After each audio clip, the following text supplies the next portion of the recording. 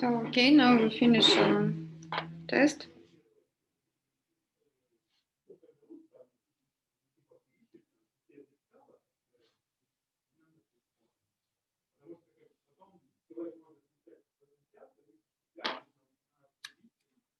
Okay, so what about the grading of this test? As you see on the slide, you will have 0 or 4 or 7 or 10 for the quiz, and you can have also 3 bonus points for participation in class discussions.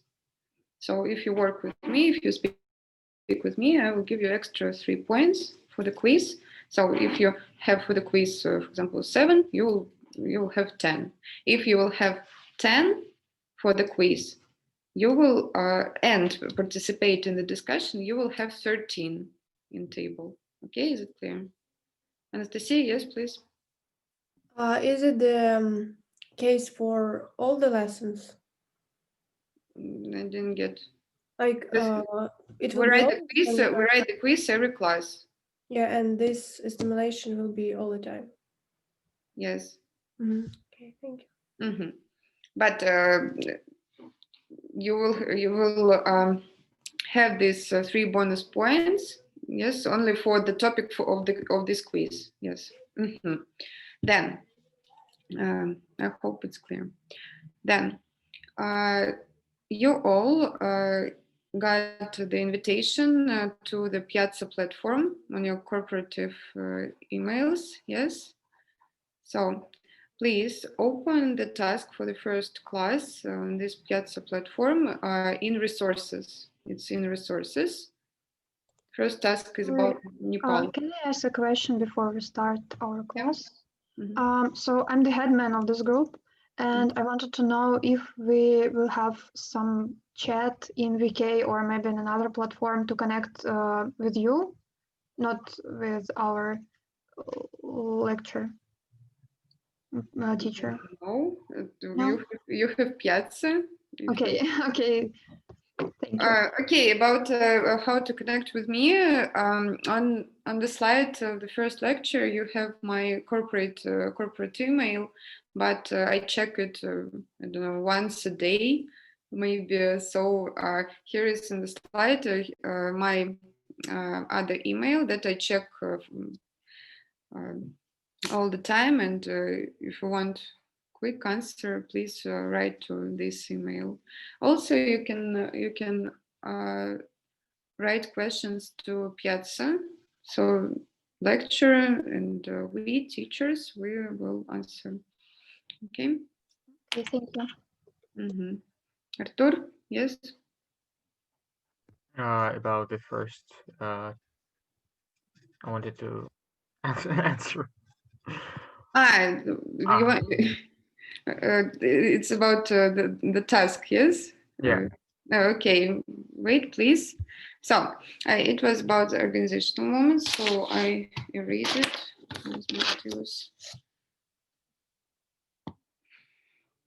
So let's start.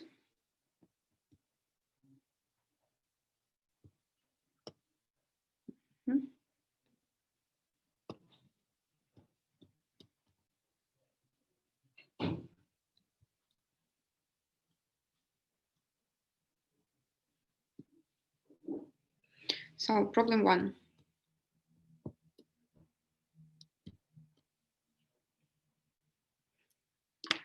Please send to each other this PDF file in your chats if you don't have access. Let's start. I will open it also.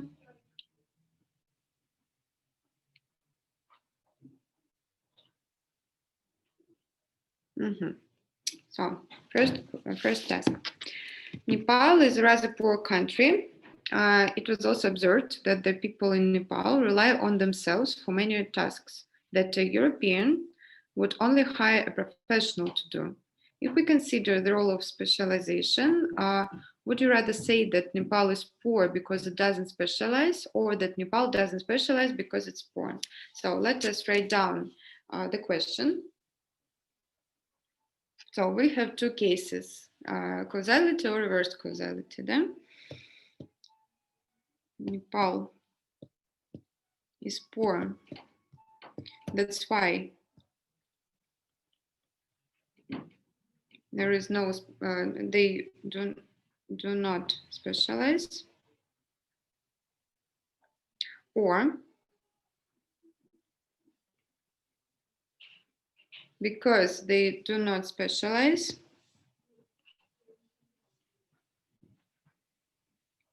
they are poor. So please, I'm asking for your arguments for the first or for the second statement. Artur, please. Yeah, I think that both, because Nepal doesn't have any national market, and people in Nepal are living in conditions where they cannot build agriculture and goods for export because of the weather and because of the something more, because they live in separate villages. So I think they cannot specialize because it is poor by weather, by living conditions, and people cannot build national market. But I think they are not specializing because they are poor. So both of them in the same time. Mm-hmm. So your argument about both. First, about living conditions, climate conditions. Yes. And absence of national market. Absence of national market.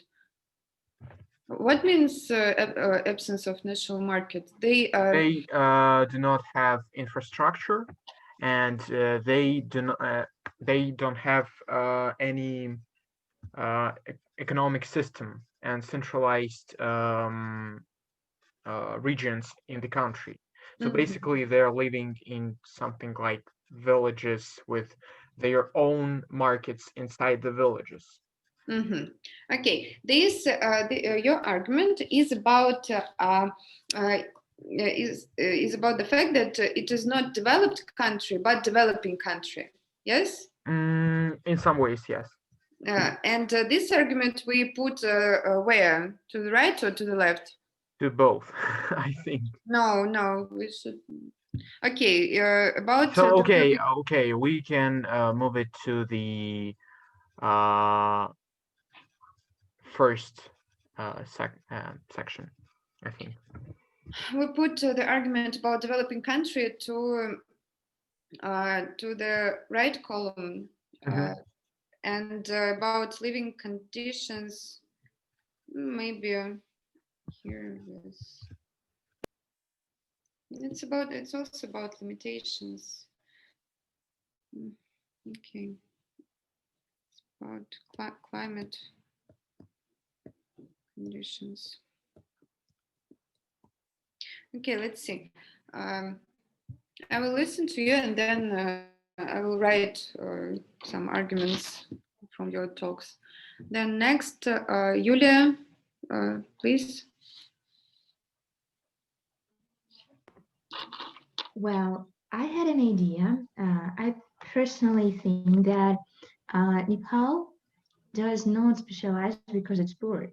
Actually, it seems to me that Nepal has quite a lot of features and quite a lot of conditions to finally become a country with a specialization on particular products.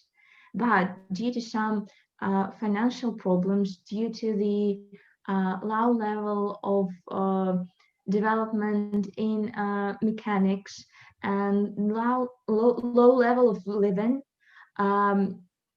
the country cannot afford itself to move forward and to become fully specialized on some particular product. But We talk not about specialization, about not about trading between countries. We talk about specialization inside the country. So I didn't catch your arguments. Well, okay, maybe I can So, think a bit more and add something later. so where to put your argument? What's your Actually, position? yeah, I was thinking about the second option, not specialized because it's poor. That's why it's poor, not because. Oh, Right yeah. to So left? yeah, yeah. Okay. Well, then vice versa. Nepal doesn't. Nepal is. No. Let me see once again in the task. It was written. Nepal doesn't specialize because it's poor. So like it's the second option, as I understand, is written on the board on the. It's the first option. Okay, well then maybe I have some problems with my logic. um, okay, well I will agree with you. No. We discussed. I don't know the right answer. So there I will is agree no with you. I there will is agree no that right answer. we should put it in the first column. In the first, so Nepal is poor. That's why people there cannot specialize. Yes. Yes, that was my logic. Yes. Uh, why? Once again, Um, no money. well, Yes. yes. Financial problems. Yeah, I was mentioning financial Mm-hmm. problems. As Arthur said about the low level of living, and maybe here I can put also some ineffective government, maybe due to like political history of the country that it was occupied many times and it was like exhausted by the foreigners and by the wars, by the military actions. Yeah, it's all about institutions in the country. So okay, let's see next. Valeria, please. Yes, I wanted to say that Nepal is poor, so people cannot specialize in the Right. country. So Nepal is located like um, on mountains. I can't remember exact, but somehow in front of the Himalayas, I think. Yes, but it's here is the argument. Climate conditions, it's the same. I'm wanted to say that it's quite difficult to provide agriculture because it's mountains. So it's just not quite climate conditions, but physical location, layout, something like this. Mm-hmm. Yeah. Yes. So that's my answer. I think here is the problem because of the location. Here is the problem of transportation. Yes, Yeah, yes, with trade and stuff like this. transportation costs. Okay. Then Anastasia Solovyova. Well, yes, I would like to say that it doesn't specialize, and that is why it's poor, because the country should pursue a very beneficial economy, and it should know in which field to invest, in which field not to pour money in order to benefit from it later. And the majority of greatest economies did specialize, and as David Ricardo said in 1817, specializing plus free trade is the way to become beneficial economy. And so I guess this can be applied here because of poor specialization, because of poor economy, poor specialists, country cannot find the field because of which it can enrich. If it doesn't find the sources of money in certain fields, which are controversial, it won't enrich. And I don't think that it is the first case because uh, poor way of living can be solved within a strategic way of thinking in the terms of what is beneficial to do inside of the country, what is beneficial to do outside of the country, and where it is the most beneficial to pour money into. Yeah. So I like your argument that you remember that we speak about the material of the lecture. Yes, here is the Ricardo model about comparative advantages. Yes, and he told us that you should specialize and you will be better off.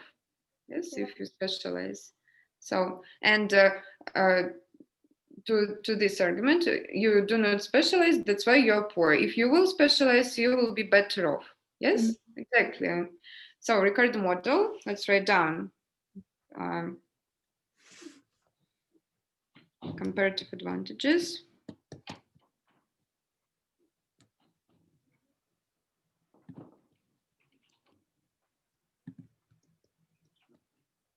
Вы продляете, да, у вас до 11?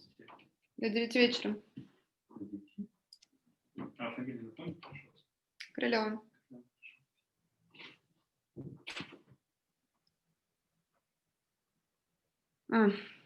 I forgot what I wrote. Comparative advantage, specialize, so you will be better off. You will make Pareto improvement. Yes.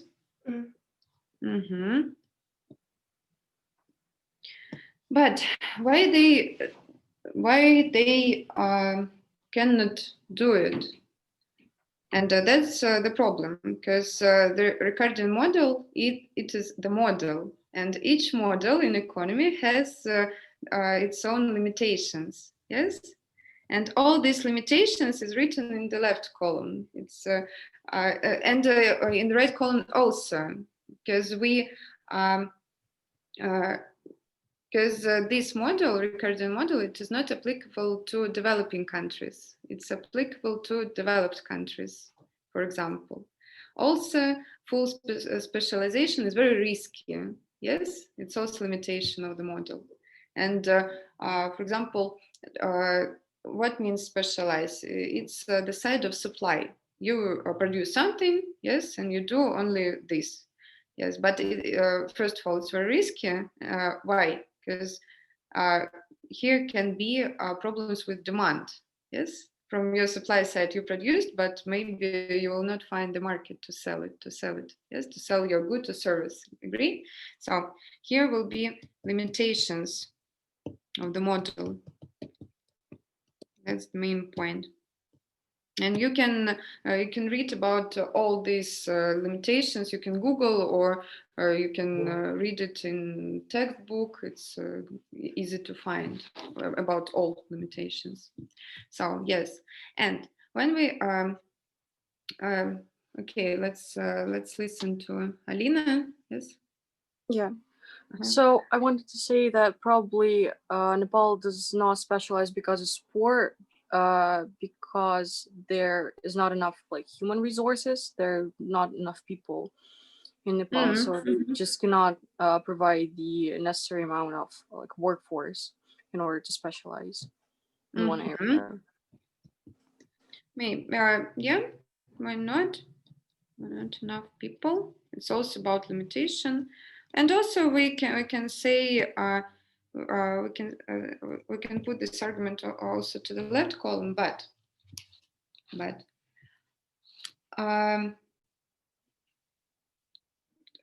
when we speak about the first column, Nepal is poor. That's why it does not specialize. We should ask ourselves. So they that's why they cannot specialize, and why they cannot specialize. Maybe there are no jobs. Yes, it's also a question. Maybe here is the problem of unemployment. Yes, and why they do not specialize. Maybe maybe people are poor and they do not have money to pay for services, and that's why they do everything by their own. Agree? Yes, so that's the point here. So unemployment, no jobs.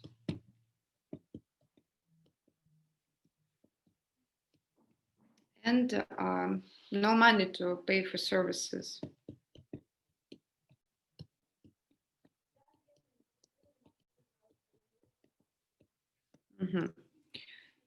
So next, please. Okay, Nikita, then Yekaterina, then Dmitry, and we will move to the next. Please. Okay, maybe one more problem is that there is a really low level of education, because Nepal can draw some specialists from other countries to teach them how to specialize. Also, because they do not have money, as they do not have money because of problems which we can see above, and also because usually when it's really poor country, it can draw some investments from another country, if and usually it was like that. So other countries invested in some parts of Africa to build, to create some special, some factories and stuff like that, but other countries simply do not want, because of unknown reasons for me, to invest in this area because of maybe climate conditions and other stuff. And that's why also Nepal just simply does not have a chance to create this specializing factory, schools and colleges and stuff like that. Yeah, so they are poor, and that's why there is low level of education, yes, and that's why they cannot specialize. Agree? Also, of course, yes, there is opportunity to send some people abroad to study and then come back, but still you have to have money for that. So, Agree, thank you. Then Екатерина was, no? No, Nikita said it. Okay. Idea. Okay, and last, Dmitry, please. Yes, here I am. I think that Nepal is not specialized due to this fact it's poor. To my mind, I think that there is not enough developed political structure, and due to this undeveloped political structure, there is the lack of positive policy, like economic policy, what is this, manufacturing policy or something like this, the movements which will develop this way of life. And due to these undeveloped structures and spheres of life, Nepal can't specialize on some sectors of economy or social sphere or something like this. Yes. Undeveloped political system. Yes, exactly. But we have this argument. It's institutional problems. You see, it's all about policy. It's all about all institutions. So maybe I wanted to repeat it to prove. Okay, so I got it. So thank you, guys. Please let's move on. So this task was about developing your economic thinking. Yes, we do not have here the right answer. Yes, both answers are right, and you should learn how to provide arguments. Yes, and you see here is the problem of causality and reverse causality, and different arguments for both from both sides. Yes. Then next, here we discussed Ricardo model about comparative advantages. We discussed limitations of the model, and we also said that that our guys in Nepal, they are rational maximizers, as always in economics, and if they do not specialize, that's why if they do not specialize, so they cannot specialize. And why they cannot specialize? Because they are poor. And so, and here we discussed these problems of underdevelopment, yes, that it's developing country, about unemployment, about no money for services, and so on. And you can continue to put here arguments in this task at home, okay? And we move on. I will erase everything right now. We will do problem 2.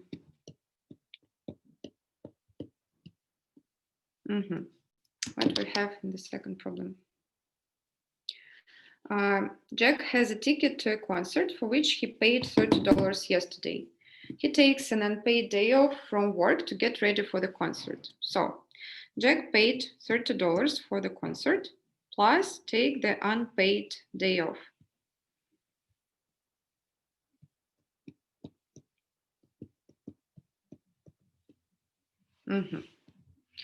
Next. When he arrives at the concert, 5 different people offer him $70 for his ticket, but Jack prefers to keep it. So he had the offer, $70,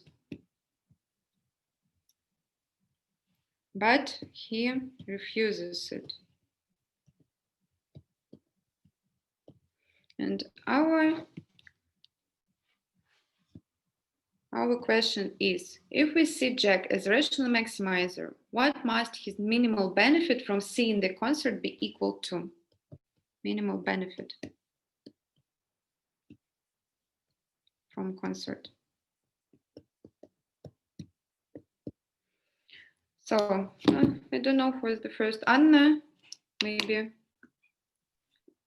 Yeah. Well, I don't know if I understood it correctly, but I would like to say that rational means that action should bring Jack benefits that will be equal to the cost that he paid for the ticket or something that he lost. In our case, he lost like $350 because it is said that 5 different people offered him $70. Oh, he has only one ticket. Yeah, he has yeah. Only one ticket, so basically he lost $70. So in my opinion, it is $40 that should be minimal benefit, because like he could have achieved like $70, but he refused it. And if we remember the fact that he bought a ticket for $30, he basically lost 40. So the minimal benefit would be 40. Yes, you're absolutely right. Who can continue and say me the term? Nikita, maybe, no? Alternative cost? Yes, it's opportunity cost. Yes, so this wage that he lost, it's his opportunity cost, exactly. Yes. So we have 2 options here. He go to the concert and he paid $30 plus he paid as opportunity cost this wage that he did not earn. Yes. And second option to get this $70. And please, Artur, what sign I should put here? Greater or equal or less or equal? Between these 2 options. If Again, less or equal or more or equal, yeah? Yes. If he refuses, he can gain more or equal to 100. Like this?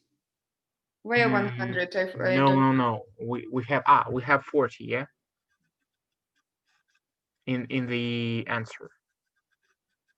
We don't have. I'm trying to understand what I need to do, actually. My question is to put here greater or equal or less or equal. What's the right sign? If he refused the offer of $70. I think probably less, but I'm still don't understand what I need to do. Okay, Anastasia, what do you think? Well, I guess if you look at the benefit, if he gets 30 plus wage, then we should put more or equal. More, yes, greater or equal, exactly. So Why is it so? Let's see. So, and here we write that wage is greater or equal than 40. Is it logical? Let's see. So he has a really high wage, and that's why he refused the offer. He earns a lot. That's why he can go to the concert, and he will not think to sell this ticket for so little amount of money. Agree? If he will be poor, if he is poor, if he earns a little, so he will take $70. Agree? Here is the logic. So that means that we put the right sign, that this he earns not too little. That's why he will go to the concert, and he. We can write down two answers about opportunity cost. Opportunity cost, it is 40. Yes, minimum, and minimal benefit. We can say that it is. We can say that it is not 40, but let's say. So we can say that the right answer is 40 or 70. Minimal benefit, this minimal benefit, and we can explain that these are the two right answers. Minimal benefit from seeing the concert, we can say that it is 40 or 70. Guys, are there any questions about this? So he refused this offer, so he valued his concert more than 70, yes? So the answer is minimal. So minimal benefit from seeing the concert is 70, but on the other hand, he paid $30. So this extra money, opportunity cost, yes, he didn't go to the concert, is 40. So minimal benefit is 40, and we will have here two right answers. It's a problem how to explain. Yes, what do you mean about minimal benefit? So, okay, questions? Raise your hand. No, okay, okay. Artur, please. Yeah, for the next one. The next one. Wait, please. Raise. Next. Problem.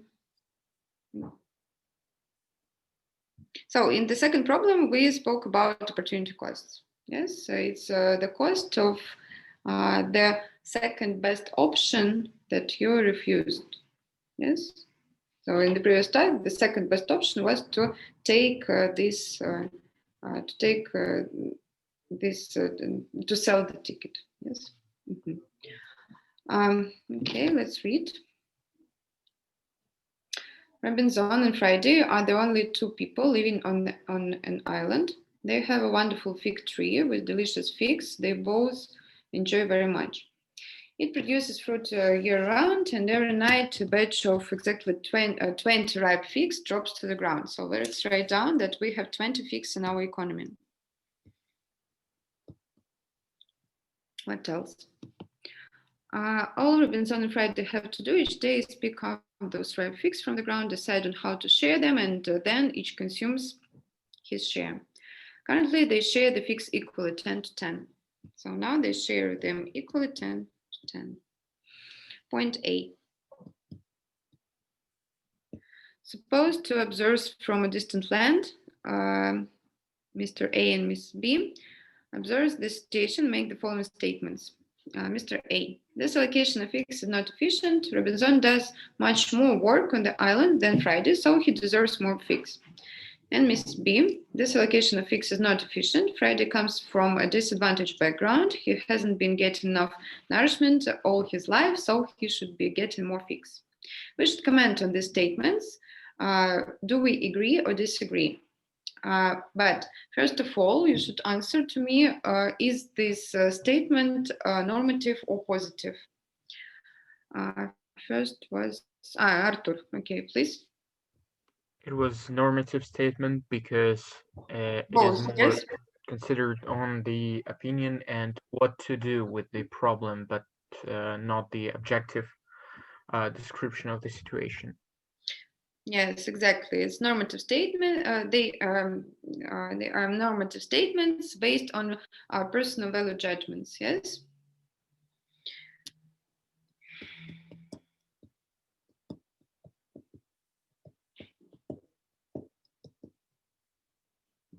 So, and with which statements economists works? Arina, please.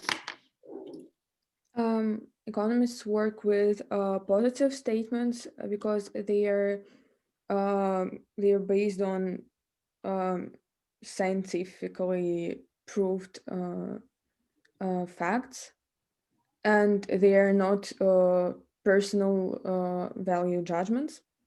Mm-hmm. So that's why we agree or disagree with to both these statements. I think our opinion would be a normative statement. Someone may agree, someone may disagree. So, but according to economics, we disagree, I guess. Yes, exactly. We disagree. We're economists. We disagree with these normative statements because we work only with facts, with scientific facts, with positive statements. So our answer, we disagree. Yes, because we do not have any information in the task. We work only with the model, only with the information from the task. And here we do not have information that Robinson does much more work or something like that. It's only personal value judgment of Mr. A, and that's all. Okay, is it clear? So then, is the current allocation of fixed Pareto efficient? Who didn't answer yet? Christina, please. Well, I think it's not Pareto efficient because when we see that they share the fix equally, 10 to 10, it means that nobody loses something, and that's why they altogether better off equally. So now the allocation is 10 fixed to Robinson, 10 fixed to Friday. And we cannot make them better off. So by definition, it is a Pareto efficient allocation. Why it's not Pareto efficient? If I'm not mistaken, Pareto efficient, it means that somebody is impossible without at least one better off and one, if I'm not mistaken, worse off. Once again, what means Pareto efficiency? Pareto efficient allocation is the situation when we cannot make Pareto improvement. Pareto improvement is the situation when we can make somebody better off without making other guys worse off. So here we cannot make Robinson and Friday better off without making somebody worse off. So by definition, it's Pareto efficient allocation. Yes? Okay. Please, about these questions.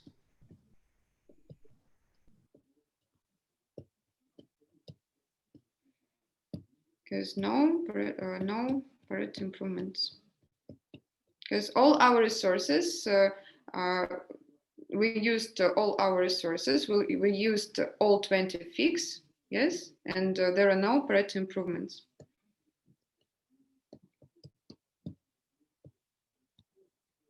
So point B. We should find Pareto efficient allocations of fix. Who can name me? Anastasia?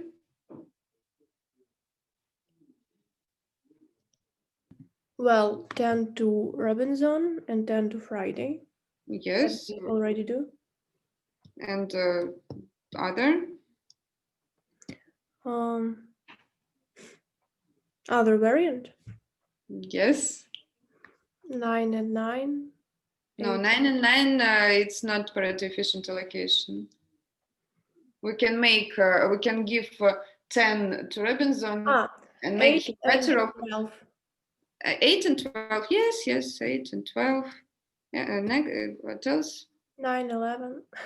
9, 11, yes. And you understood that 0, 20 is also Pareto efficient allocation. So all these allocations, when we use all our fix, all 20 fix, the sum should be equal to 20. So from 0, 20 to 20, 0, they are all Pareto efficient allocations.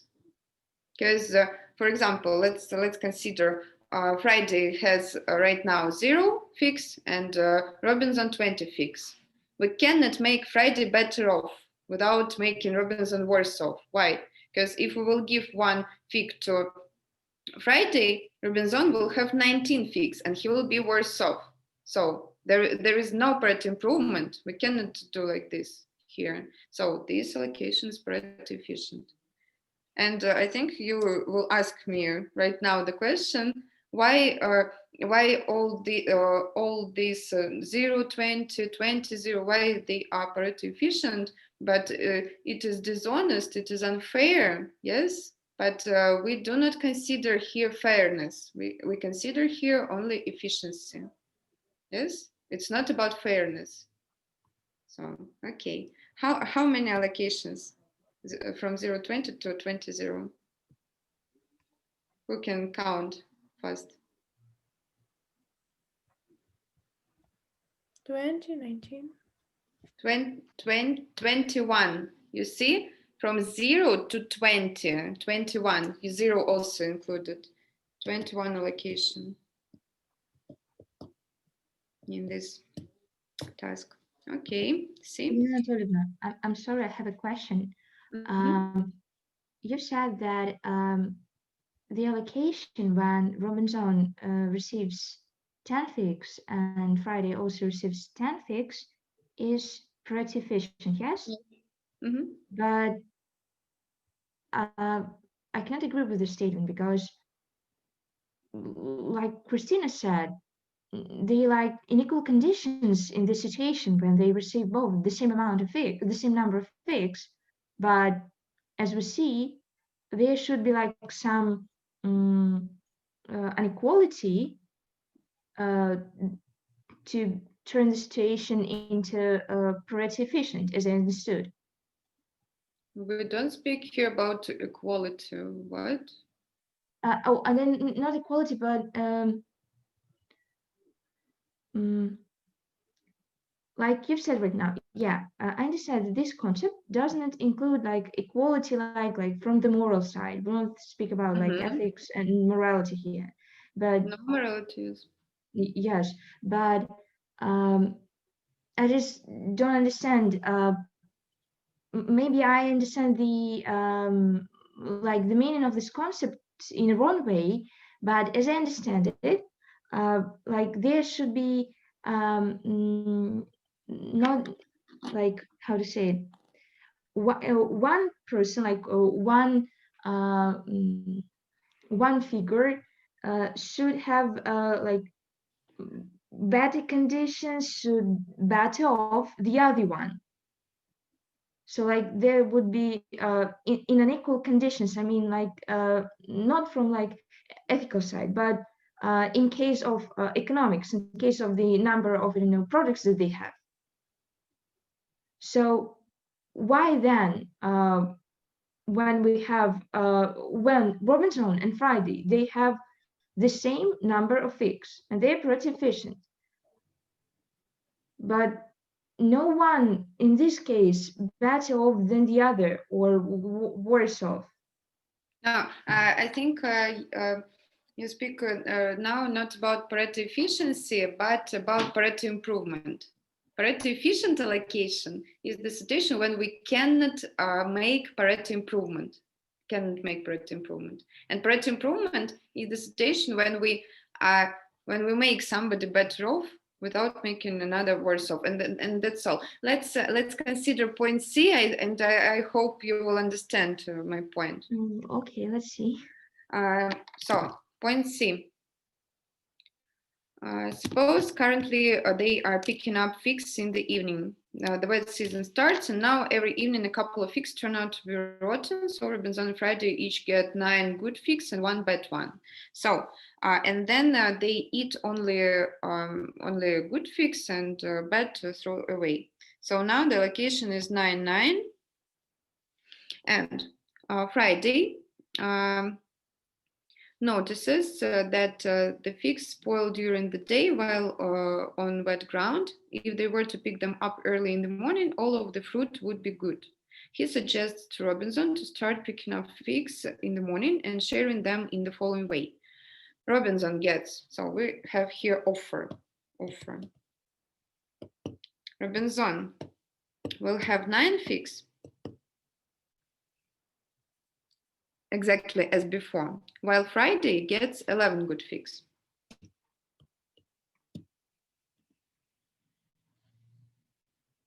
Assuming Robinson and Friday ration maximizes and picking figs in the morning is just as easy as picking them in the evening, is Friday's suggestion is a Pareto improvement?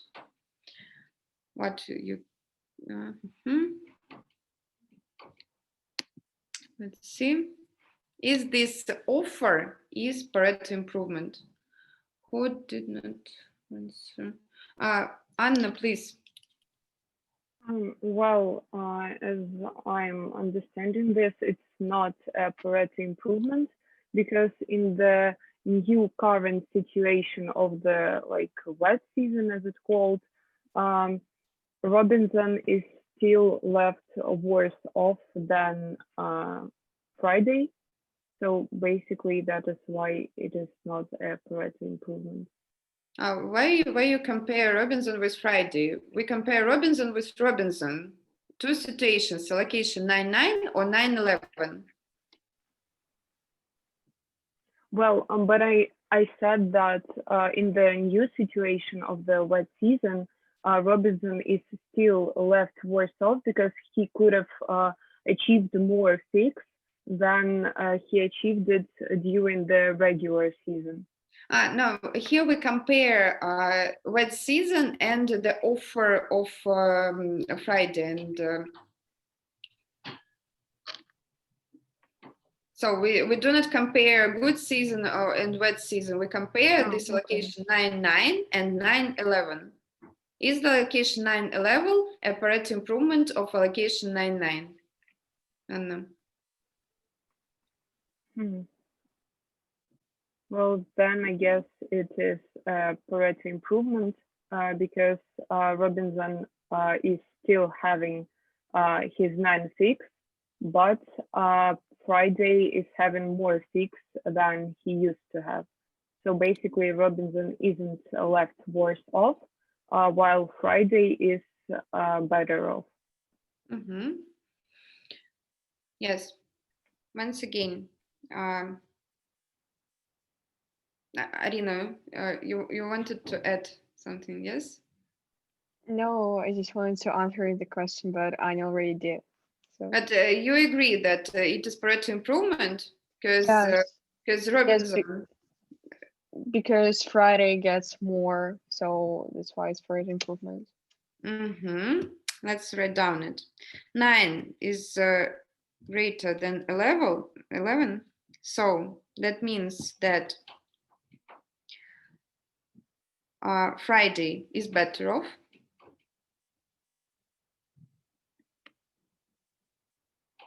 Right.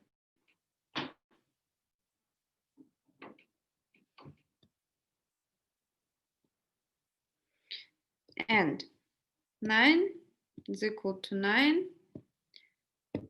That means that Robinson is not worse off. He is indifferent. Yes?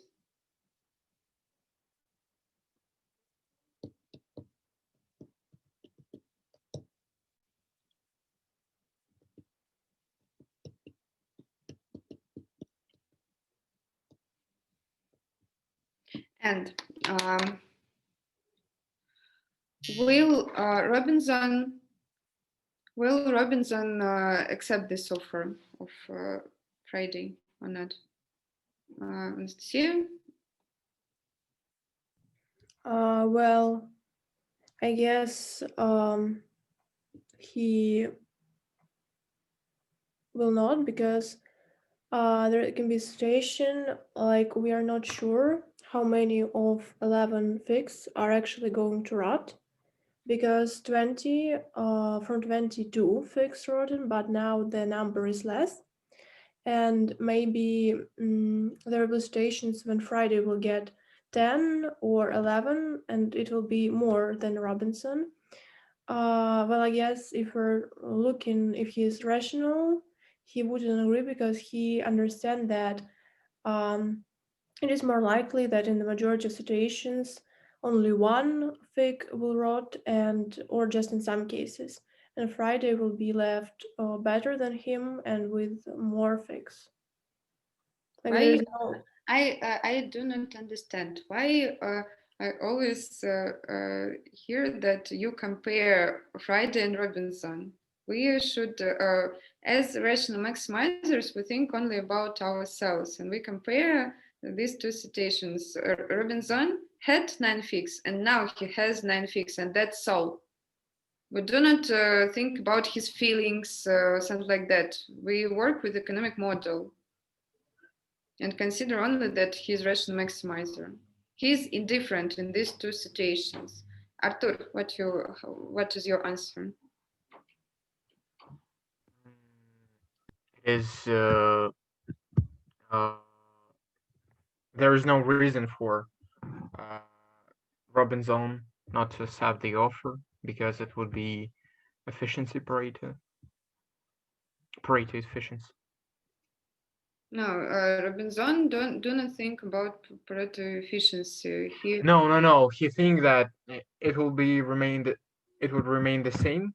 So he doesn't lose anything. So why wouldn't he accept the offer? Yes. Diana, please, what's your answer?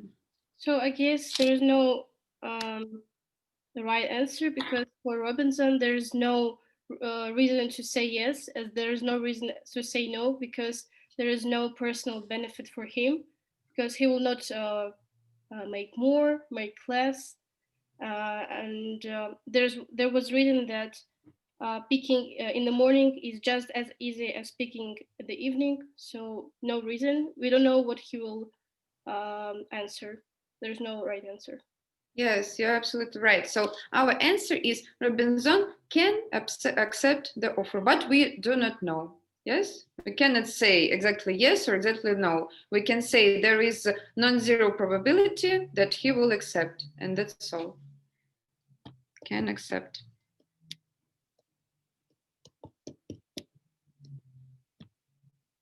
Because he's indifferent. Okay? Guys, is it clear? Who asked me in point B about Pareto efficiency? Now it's more clear or not? Well, let's say I'm in the process. Well, and now I would like to ask you about the Pareto improvement. Can you please clarify this term one more time, please? Pareto improvement is the situation when we make somebody strictly better off. You see here, Friday is strictly better off. He has now more figs. Yes, strictly more. And we should make other people not worse off. So Robinson is indifferent. He's not worse off. That's why to move from allocation 9.9 to allocation 9.11 is the Pareto improvement. So we make the situation more efficient. Okay. So like, yeah, it's Pareto improvement, and it's Pareto efficient because one person becomes better off, but without the other person, but without the conditions of the other person getting worse. You see, now when we move from 9.9 to 9.11, now we're in the allocation 9.11. And this allocation 9.11 is Pareto efficient. Why?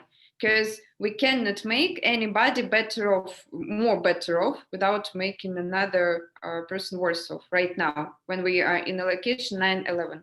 Okay. Like we received some kind of a maximum.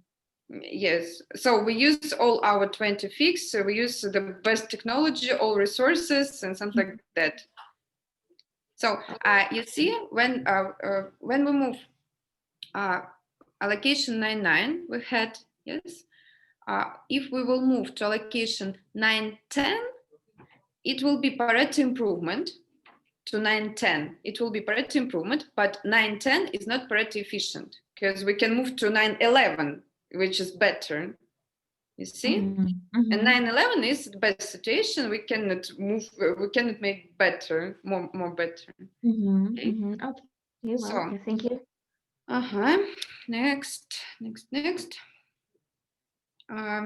Next. Arthur, you have question about problem 3? No, I don't. Okay. So I erase all this.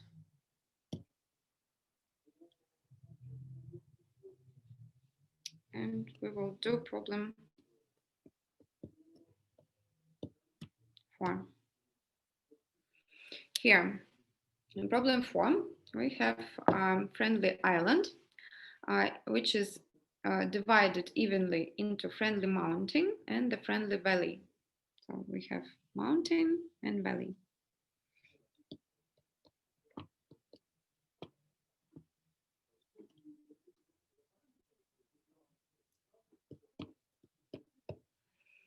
Then each is populated with 100 people. Total population of the island is 200 people. So here we have 100 people, and in valley also 100.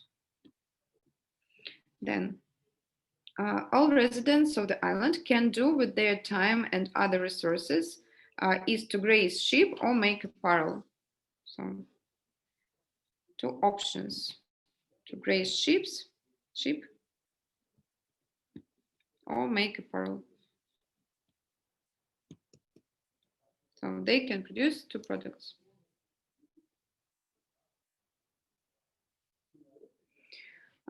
Their productivities in the table, let's write down. So what means productivity is it is about each person, how much each person can produce. Yes, the person in valley can raise 20 sheep or make 1 apparel. The person from mountain can raise 1 sheep or make 2 apparel. Point A. So first question is absolute advantage.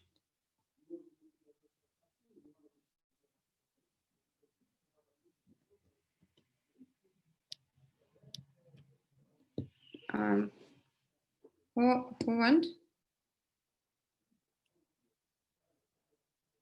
Anastasia, please. Well, I guess the absolute advantages of residents of the valley is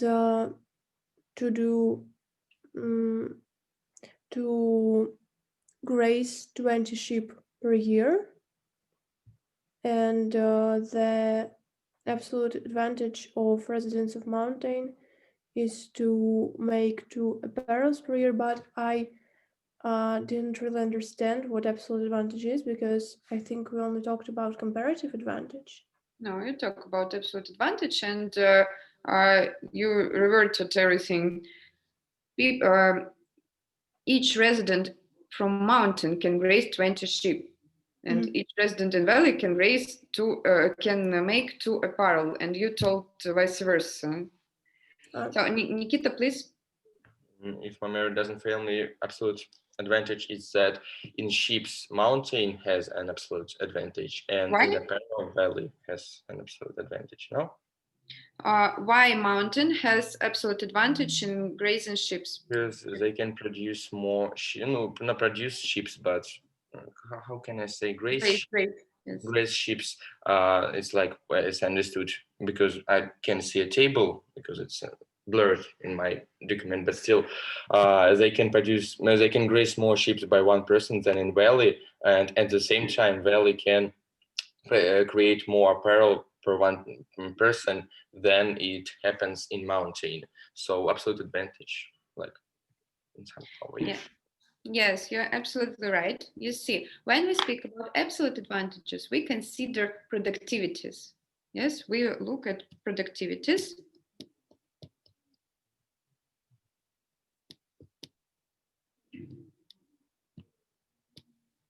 And we see that guy from mountain can raise 20 sheep and from valley only 1 sheep. So 20 sheep bigger than 1 sheep.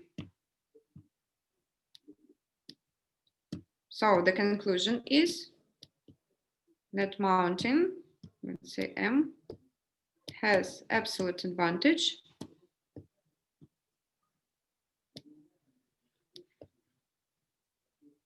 in raising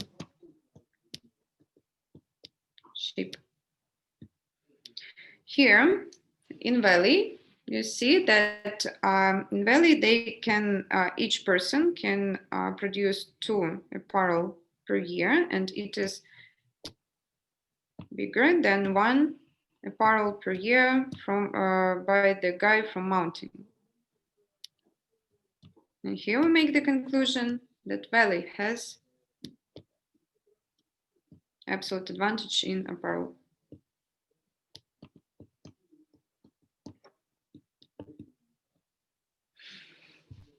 Is it clear? So here the main point that if we consider absolute advantages, we look at productivities. Okay. Next, comparative advantage.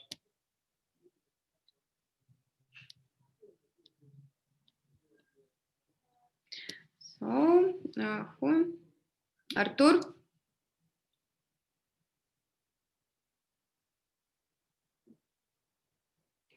Turn on your microphone, please. Sorry. Main comparative advantage would mean that they need to specialize in their absolute advantage spheres. No. No. It's two different concepts. Like how to say it?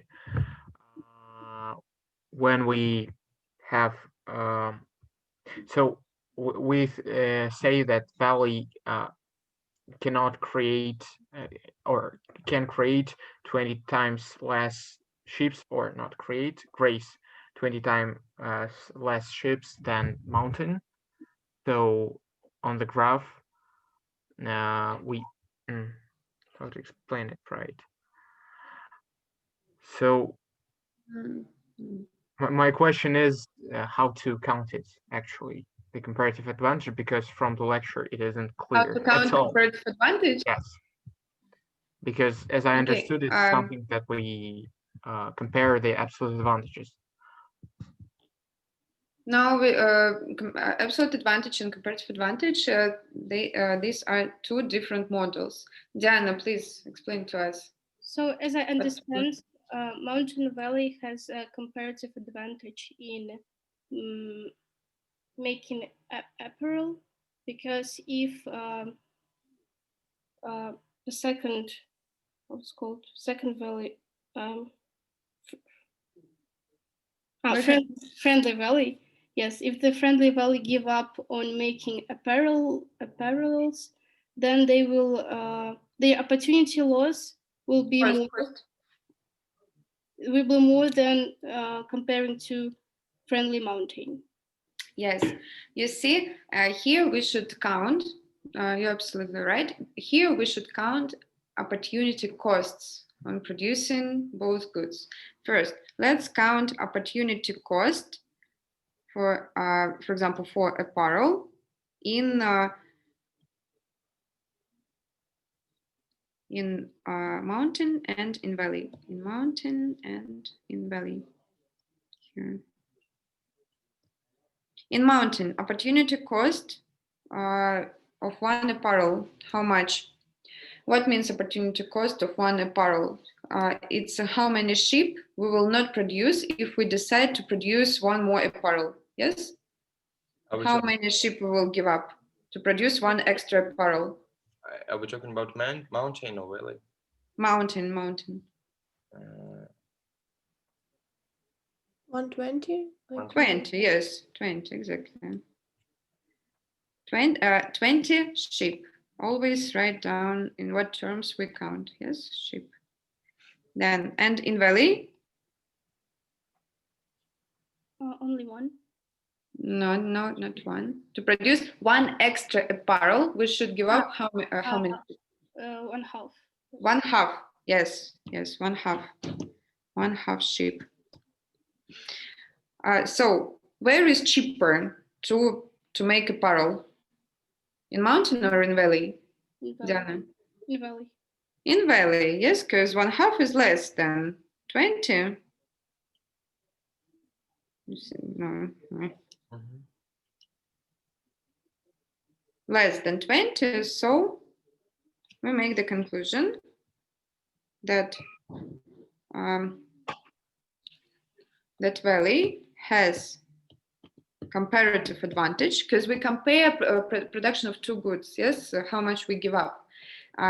Comparative advantage in apparel. Yes, and let's count opportunity cost of grazing the sheep. In mountain, how much? 120. 1/20, yes. In mountain, 1/20 apparel, yes. And in valley, 2, yes, 2 apparel. And we see that 1/20 is less. So it's cheaper in mountain to graze sheep, yes? So here, mountain has comparative advantage.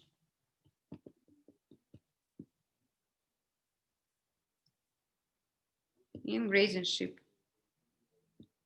And you see that if when we speak about comparative advantage, country or region, they cannot have comparative advantage in both goods. Yes, because we compare two goods. If valley has comparative advantage in apparel, so mountain should have comparative advantage in sheep because we compare these two regions, yes, and two goods. Okay, so please, guys, about this, do one more question? Who did not answer for me yet? Everybody answered. New people, no? Valley will specialize on what?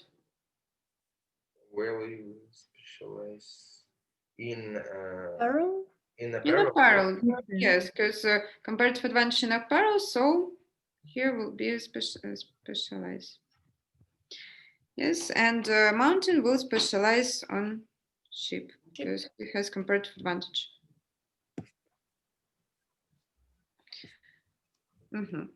And it's the question, it's the point C, yes? B. Suppose the island residents' needs and desires for sheep meet apparel are satisfied most fully, blah, blah, when they fully specialize according to their comparative advantages. How many sheep would they have per year? How many items of apparel? So let's answer. It's point C, no, it's point B. We begin the answer. So here, if valley fully specialized on apparel, how many units will be produced in valley? Artur? 2,000 ships. In valley apparel. In valley, it was specialized in apparel, so basically 200 how to say it, 200 apparels. Yeah. So each person produced 2. We multiply and 100 people. So the answer is 200 apparel, yes? And in mountain, they produce only sheep, and each person graze 20 sheep. So together they will, all 100 people, they will graze how much? 2000? It will be 20 multiplied by 100, 2000, yes? Yep. Mm-hmm.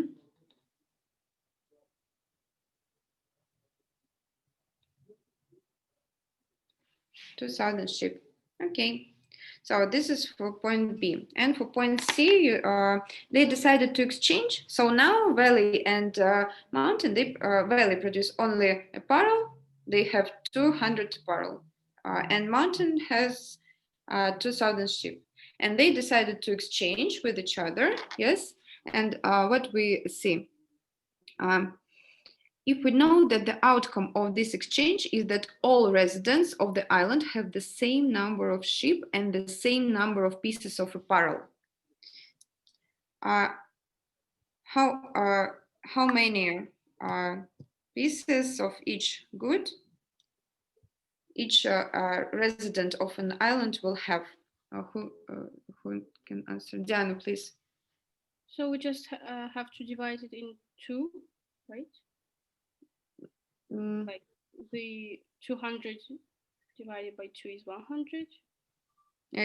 No, my question is, after this exchange, each resident of this big island, how many sheep it will have, and how many apparel? Each resident. Each resident after exchange. Yes, we should divide, but for each person, how much? For each person is 2. No, wait, 2. 1, yes. 1 apparel. Yes, 1 apparel and 10 ships. Yes, and 10 sheep.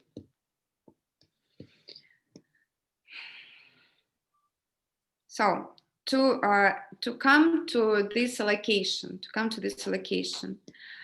what Valley should do? How many Valley? How much apparel Valley should sell?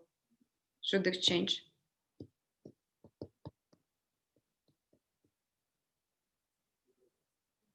Who and please tell without hands.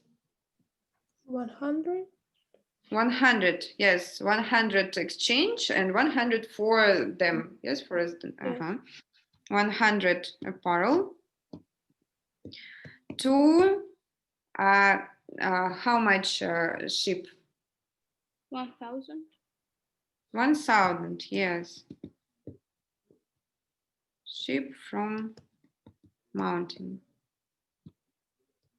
So here is the exchange rate. So the exchange rate will be, please answer.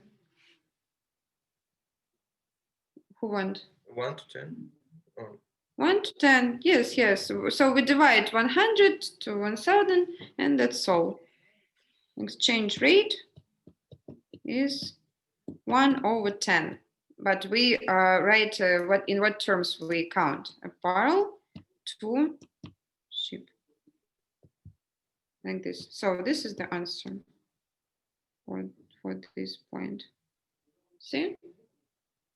So I think we don't have time, yes, and we will yes. So we'll continue D, E, F, J in the next class. I'm sorry that we're out of time. So your task for your homework, please try to do D to J by your own, because they are exactly pretty much the same, but for another table. Okay. D to J at home, and we will check it in the beginning of the next class. Okay. Plus the material of the second lecture. So this is the task for you. Next time the Socrates will be with a bigger number of questions, yes? I don't know. Always we have such one short question, but maybe we will do tests. I don't know. Okay. Okay. So, okay. Okay. Thank you. But it will be in Socrates or one open question, or 1 or 2 open questions, or it will be the test. So we will see. Okay. Where we can see our grades? In the table that will be in Piazza. Okay. Okay. Thank you. We will put it in Piazza when we grade something. So what else? What else? So guys, thank you very much for your participation. I'm really happy to see faces of students. That's super cool. Thank you for working with me. See you. I think that see you next Tuesday, because we will cancel this week. We will cancel our classes. Why? Because your second lecture is on Friday. You understood? No. Yes. Yes, yes. Yes, Okay, your yes, I second understood. lecture is on Friday, so but we need to write quiz on Thursday, and how we can do it, because you don't have material.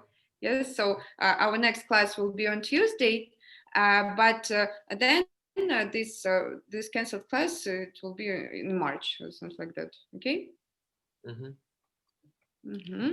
But I will write about this in Piazza also. I will post this note and this information. So, thank you. please, guys, questions? If you don't have questions, so thank you. Bye bye. Yes. Thank you very much. Thank you. Bye. Thank you. Bye. Bye. Bye.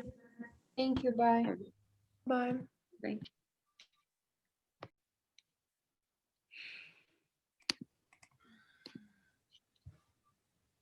Так, что происходит? Почему к моим конференциям подключились не мои студенты? Что такое? Привет, Полина. Мы работали с тобой. Я помню, да. Что ты здесь делаешь? Ты учишься теперь на этой программе? Да или нет, что? я тебе привет пришел Что происходит? Все. Нет, я не буду тебя отвлекать, не волнуйся, я больше тебя не потревожу.